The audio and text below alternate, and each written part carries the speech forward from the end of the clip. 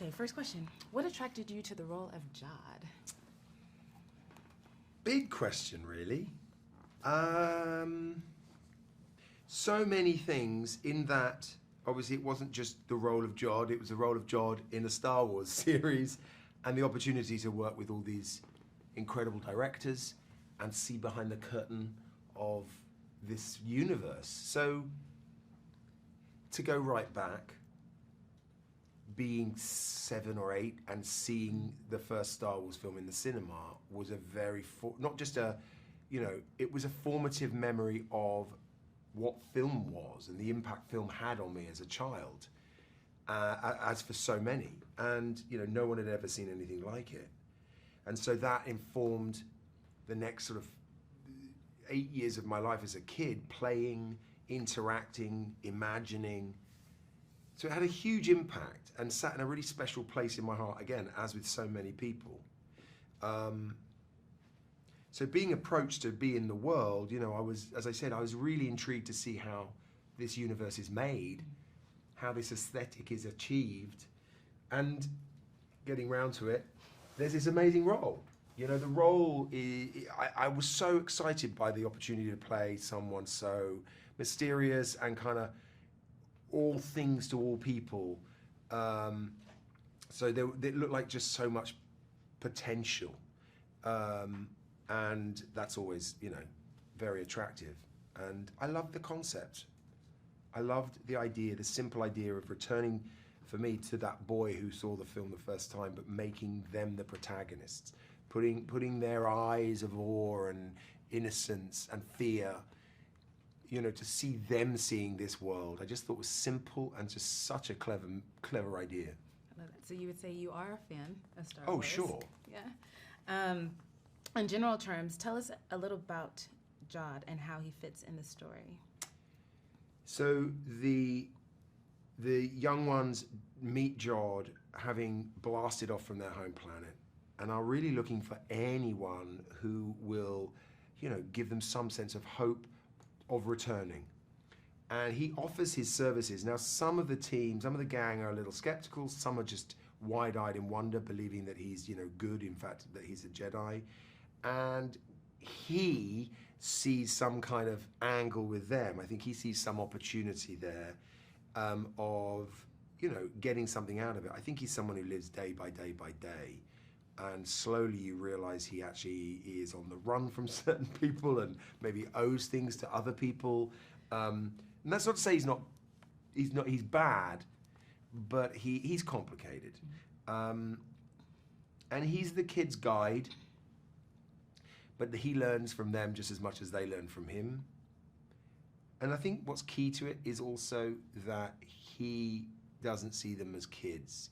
I don't think he doesn't really understand what kids are. He doesn't understand innocence because I don't know that he had it in his own life. So to him, they're small adults, and it makes the relationship both sort of honest and also I can't keep coming back to the word complicated, but you know, honest but also tough. I like that. You touched on this. Tell us what it was like to work with the different episode directors, John Watts, David Lowery, the Daniels, Jake, Bryce, and Lee Isaac Chung. What made it a unique experience for you? Unique, of course, because, well, I'd never worked with a group of directors over a period of time like that, so in such quick succession. I'd never had that experience. Unique because, I mean, all of them incredibly talented and clear and experienced, and yet all coming into this world, bringing their own, tonally their own like detail and perspective. And directors bring different energies to a set, like they run them in different ways. And their personality and their energy sort of affects the mood of the set. So it's always interesting, you know, having a new energy and a new leader, really, affecting the set in that way. And Meg, can I just say with that question, I mean, what a group of directors. I mean, it wasn't also a case of, okay, I get to work with a series in quick succession on a Star Wars show. It was also each of these directors brought something so extraordinary, and they're so talented that it was also a lesson every time. Like, okay, oh, this is how they do it. This is how she does it. This is how he does it. You know, just intriguing. Skeleton Crew has been called a universal adventure. How would you describe the tone of the story? Did any of the theme resonate with you as you were making the episodes? A universal adventure is right. How would I describe the tone? Did you say the tone? The tone. Yeah.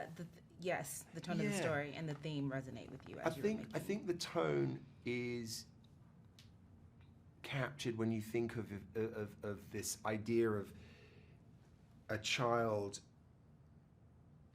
an innocent child, looking at this universe that the fans know so much about. It's exciting, it's thrilling. You know, it has a sense of awe and wonderment, but it's also got jeopardy and risk, and the risk is real. You know, and so all of that comes to play. And then because it's through the eyes of children, it's also got a sense of playfulness and joy, which I think is really refreshing. Quite honestly, the theme that I've just described, like I said, I was so moved by this concept. I thought it was such a simple, strong concept. And it was something that drew me to the cinema as a kid, and something I still feel as an adult, really, when I go to the movies. You see something good in the movies, it can move you. And at times take you back to the child inside you.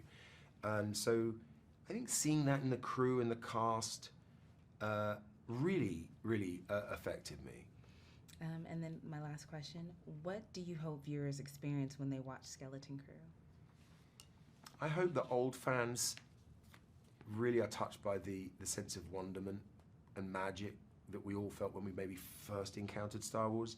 I hope the new young fans are as excited and invited into this world that has impressed and just inspired me for so many years, 40-something years. And I hope they find it thrilling. I think there's wonderful thrilling energy to it. Thank you so much. Pleasure. That was awesome.